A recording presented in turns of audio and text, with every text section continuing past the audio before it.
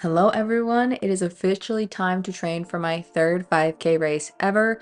Also my first race of 2025. Now there's going to be some big differences in this training plan compared to my last two. The biggest one being the fact that I get to go into this training plan having two races under my belt, so I kind of have more experience in knowing what it will feel like to be there on race day and having people cheering and just that adrenaline going. One of the biggest changes is that I'm not going to be focusing on mileage, and I mean that in the sense of like in all my training plans, even in the base building plan that I had made, I'd always just went out and made sure I was hitting a specific target amount of mileage. The plan though is instead to run for time instead of distance. So for example, 30 minutes instead of being like running for X amount of miles. With that being said though, I am still going to try to keep track of how much mileage I'm doing, because obviously I know you're not supposed to increase your weekly mileage more than 10% of what you did the previous week. Another big change is that I'm going to be trying the Galloway method. I've seen so many people talking about this and I'm like, okay, maybe I should just give it a shot. If you don't know what it is, simply you run for one part, then you walk, and then you run, and you do these for a certain amount of time. It's similar to doing like an interval workout. In other videos, you might have heard me mention I do kind of do a run walk method. I'll usually run a little bit more when a song's picking up, or I'll try to just go like on how my body feels. The reason I wanted to switch to this method is because it's for a specific amount of time. I usually don't really go for time. It's just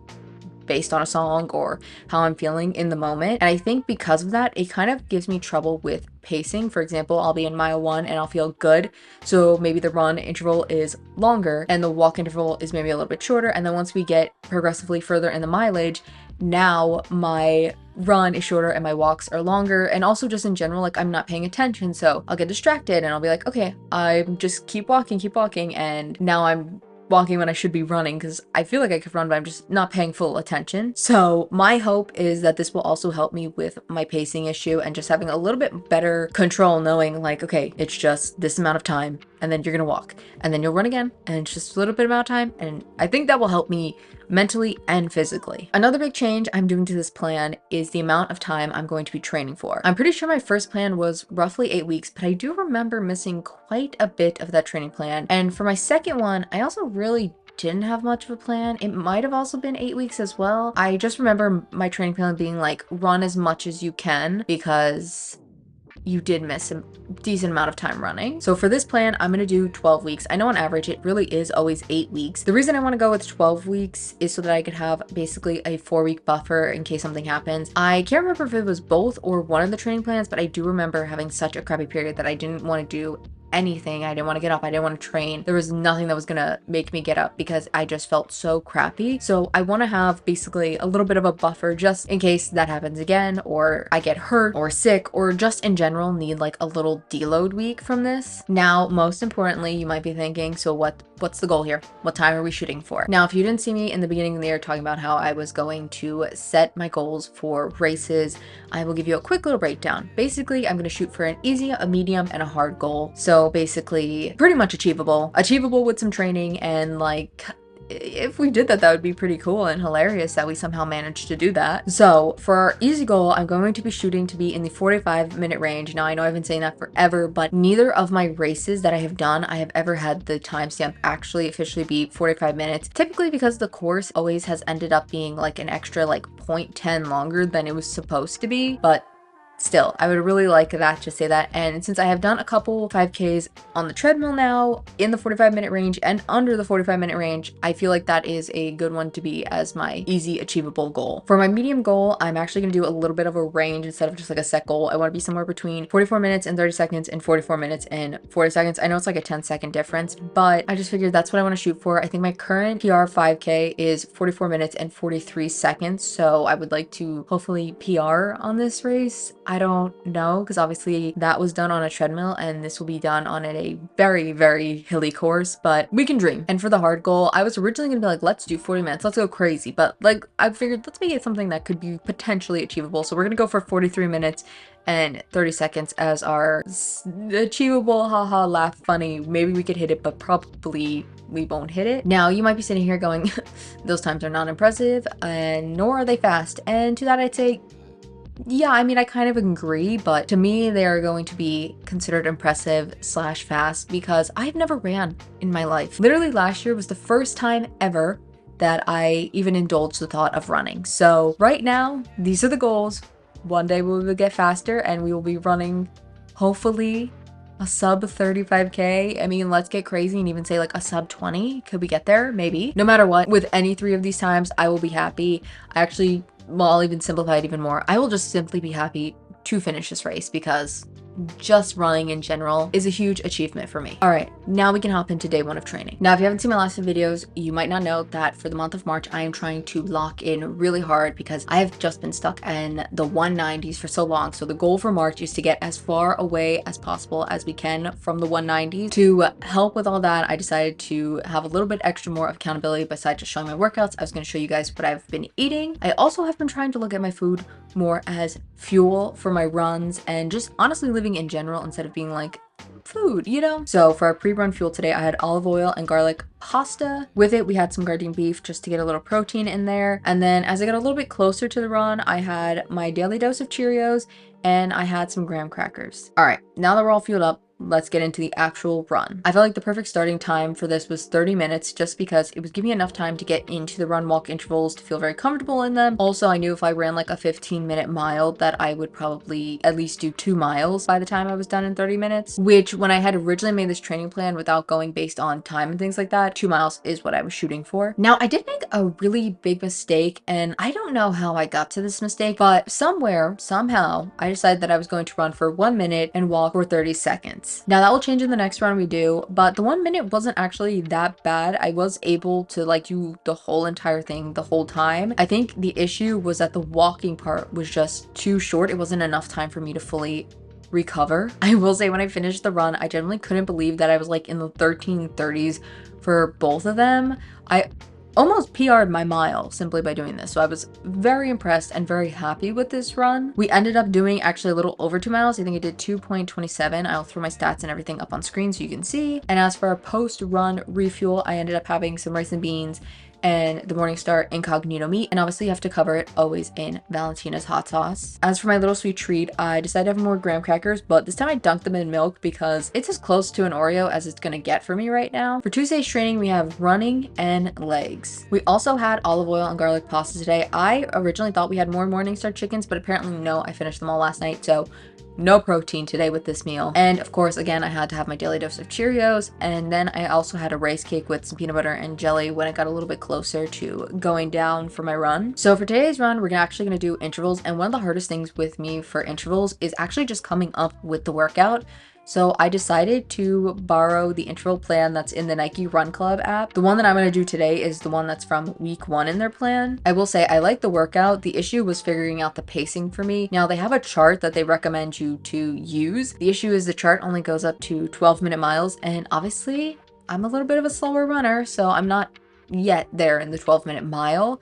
So trying to figure out what my pacing should be was a little bit of a struggle. Luckily, they do end up repeating a few of the intervals. So on the second round, if I felt like I could have gone faster, I did try to up the speed for that. I'm now realizing the biggest con to doing intervals before leg day, even though, yes, like my legs would be sore. The biggest con to doing the intervals first is that I'm dripping in sweat. So now I have to go do leg day dripping in sweat. I didn't really think that through. All right. Time for legs. As for legs, I kind of struggled where I wanted to have this day be in my plan. I didn't want to be too close before or after my long run. And the original plan was actually to have it be yesterday. But I kind of figured if I have to go to the gym on a Monday, am I going to want to go and do legs? Probably not. It's going to make it easier for me to want to skip it. The reason I wanted to do legs on the same day as a run was also because I first enjoy running a lot more than I have been enjoying lifting weights recently. The second reason is because I know if I go down there and I do the run, I'm just gonna be like, well, I'm already here, so I might as well just do my leg day. Another struggle is I feel like I've never ever really had like a great leg day. I feel like I've always been like about it. So before doing this, I tried to research as much as I could and figure out like what would be the like ideal leg day for someone who is running. And I came to the conclusion that most of the moves that you should be really doing are single leg moves, since running is a single legged activity. In the end, once I finished the workout, I actually felt like I was able to target all the muscles that I was intending to target, which is a lot more than I can say for previous plans I've done. For our refuel tonight, we had grilled cheese on whole wheat bread, and I put some Gardein beef in the middle of it just to add obviously a little bit of protein. And on the side, we just had some diced up potatoes. And the sweet treat for tonight is one of my faves, rice cake, peanut butter, chocolate. To me, it's like almost having a giant Reese's Cup. Wednesday is the first day that we actually don't have to run, and I will say I was kind of happy not to run today and just like have a little bit of a break. For today, we're gonna start with push day, which I will say if I could always pick, upper body will be my favorite to do compared to lower body, but push day would not be my choice if I had to make a pick. Now, on my upper body days, one thing I was thinking about doing was cross training, and that was kind of going to depend on two things. One,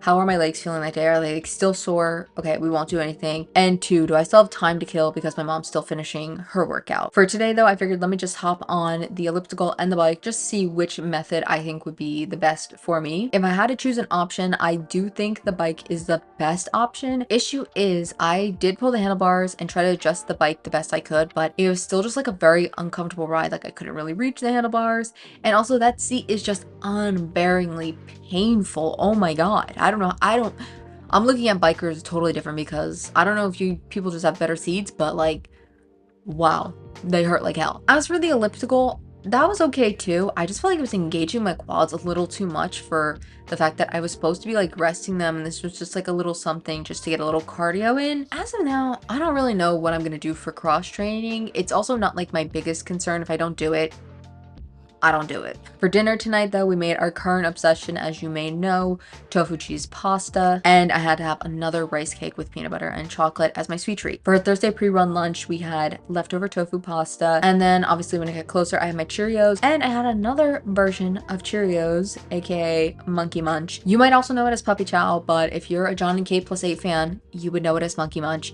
And if you still don't know what it is, simply it's the only way to make the Trader Joe's Cheerios taste good, and it's to cover them in chocolate, powdered sugar, and peanut butter. All right, let's get back to the running since today we have another run on the schedule. Now, after my easy run, I did some research, and that's where I realized, okay, wait, no, I should have been doing 30 seconds running and 30 seconds walking, so that's what we're gonna do for today's run. Now, I do feel like this was better. I feel like I was able to catch my breath better, and just like in the end, I did feel better. The biggest difference was that I went to like a 14:30 to 14:40 pace instead of being in those 13:30s.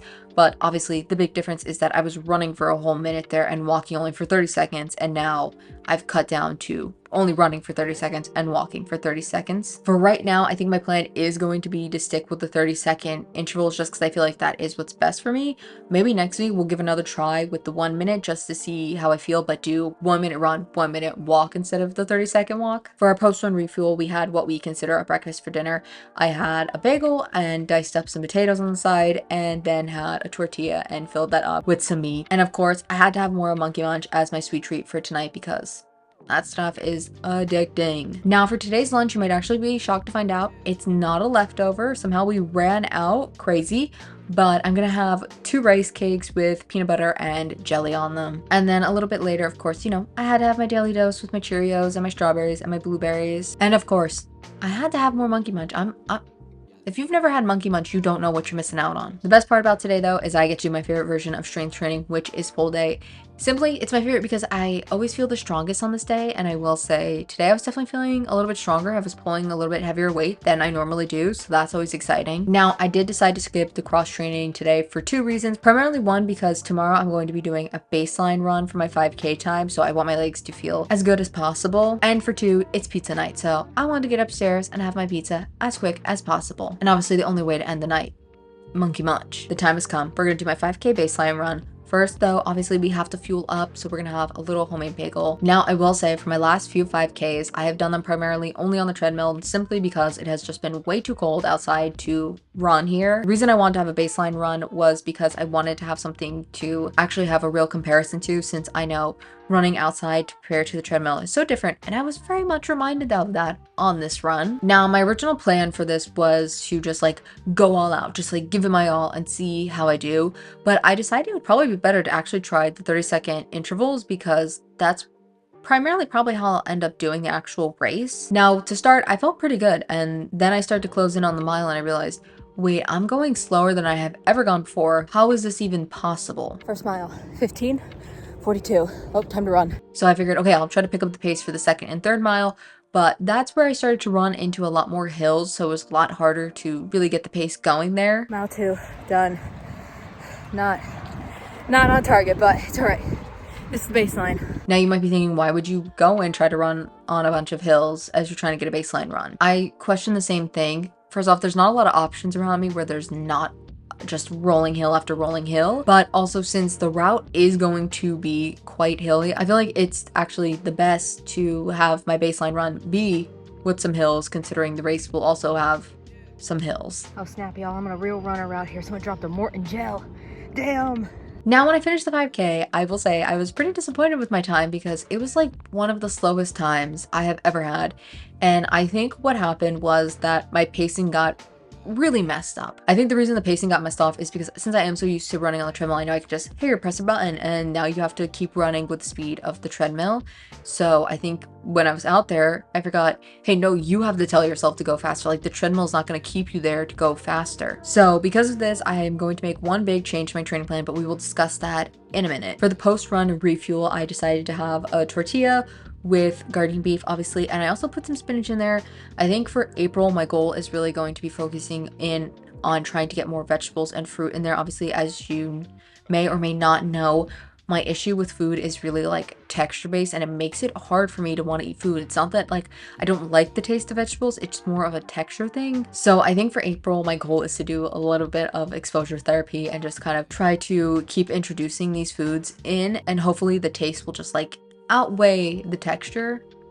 I don't know. If you have any tips to get over textural issues in food, feel free to leave them down below because I will take any help at this point. And on the side, I had some diced potatoes, and honestly, that was a pretty perfect post-run meal, but it actually could get better because dinner tonight was more tofu pasta. I'm telling you, this is our favorite meal right now. And just when you thought it couldn't get any better, of course, monkey munch for dessert. Sunday was a very much needed rest day. This was actually probably the first day I really started to feel sore in my legs. Could it be from the hills that I ran yesterday? Could it also be from the fact that after I had breakfast, we went back out and we did a bunch of errands and I did a whole lot of standing, and my legs were just like, so you're gonna make me run hills and then you're gonna make me go stand in all these 100 different stores? Possibly. As for my meals, they were actually pretty much a carbon copy of everything I literally ate on Saturday. The only difference was that I had some Cheerios halfway through the day, and I had another pasta dish, but I switched it up. We just did penny pasta, put some spinach in there, put some garden beef in there, and then you have to put the key ingredient to make it the perfect level of spice, Korean chili flakes. All right, now let's recap this week and talk about what I've learned and the changes I'm gonna make to the plan going into week 2. But really quickly, first, if you didn't catch it, Monday and Thursdays are going to be like my easy run days. And then on Tuesdays, we're going to do legs and intervals, and Wednesdays and Fridays will be my upper body days, and Saturdays will be our long run days, and Sundays will be our days off. Okay, now we can recap. The main thing I learned was definitely from the 5K race, and that was the pacing issue I was having. Now my plan to fix this is be a little bit more conscious of what my tracker is saying, because I was not fully looking at it during the 5K, which obviously, yeah, my bad. Not the best move there, but I found a way to make it actually easier instead of having to like constantly look down so I could focus like straight ahead and like trying to hold good form when running. Is my phone actually can shout out every 30 seconds what my pace is, which is perfect because obviously my intervals are 30 seconds. So she'll let me know and be like, hey, you're actually on pace. You're doing great. So I think that will be very helpful for me. Also from this, I realized more of my runs need to be done outside. As you saw, both my easy runs were done inside on a treadmill. And for some weird reason in my mind, I said to myself, okay, so I have this amount of time. Like, I'm not gonna have enough time to get down and run and then get back upstairs, eat dinner, and go to bed. And you might be thinking, girl, you're doing only 30 minutes and you're going to do 30 minutes in or outside of the gym. Yeah, I don't know. My brain just didn't consciously think that. I think my brain is so used to being like, you're going out and you're running X amount of miles, so you don't know how long it will take. But if I'm going out for 30 minutes, it's 30 minutes in the gym or it's 30 minutes outside. There's really no difference.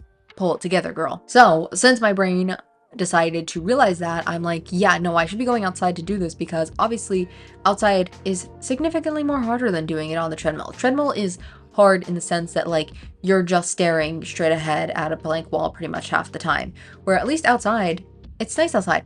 Also, at this point, I will do anything to get out of that hot gym. It is so hot in there that I'm actually going to enjoy being outside. Simply, the plan is to do majority of my runs outside, no matter the weather, because the race is going to be rain or shine. And I actually have never ran in rain, and you might be like, I don't think that would be a big deal. I don't know. I feel like it could be a big deal for me. I feel like I could slip and fall. So I feel like if I could practice running in the rain, it's not a bad thing. I will say I'm still going to keep my interval workouts on the treadmill for 2 reasons. In this sense, I do think it's going to be beneficial to have the treadmill help / force me to run at the faster target pace. Also, it's more of a controlled, flat thing. Like, it would be really hard to find just like one strictly flat road near me so I could practice the intervals on. And for two, since I am going to do legs right after it, it's just easier to hop off the treadmill and literally like go right into doing legs instead of having to come in from outside, go get my gym bag, then go back to the gym and, you know, waste all this time with that transition instead of just literally like walking off the treadmill and turning around and here we go, we can begin leg day. One thing I did not mention was, why did I run before I did my legs? Typically it's the other way around. I personally want my legs to feel the strongest when I'm running, since this is a running training plan. Also, I figured if I go in and I didn't like the way the order was, or I felt like, ooh, my legs feel like way too weak, I'll just switch it. I didn't. My legs felt fine afterwards. I am pretty much only doing like body weight stuff on leg day, so I don't think it's too much of a concern to run and then lift weights. I haven't mentioned it yet, but as far as a weight check-in, on Wednesday, we actually hit 182 and we pretty much maintained that the whole entire week until Sunday, and we went back up to 184. I just have to think Sundays are cursed because every weekend I have spiked on a Sunday and then literally on Monday I will drop right back down. So it's just a cursed day at this point. Also, according to the Fitbit, I did average out at like 182.8 for my weight this week. So yeah, I'm just gonna pretend like Sunday never even happened. And as for the steps, we did hit 10,000 steps every day. I'm on a 26-day streak. I'm not breaking it now. We're over halfway through Lent. So yeah, don't even worry about 10,000 steps. Overall though, to end this first week of training, I do feel pretty good. We did about like 10 miles of running, and I think we did over 32 miles with like our steps and everything. I am really excited though for next week to see how all my runs pretty much being outdoors goes. A little nervous, but I think it will be good. And also we might go on a fun little weekend trip. I don't fully know, so you'll have to come back next week to see where we go and also if we go. And also you gotta come back and see the second week of training. Now I gotta go run outside, so we'll see how that goes. But till then, I hope you guys enjoyed, and I will see you next week. Till then, roll the outro.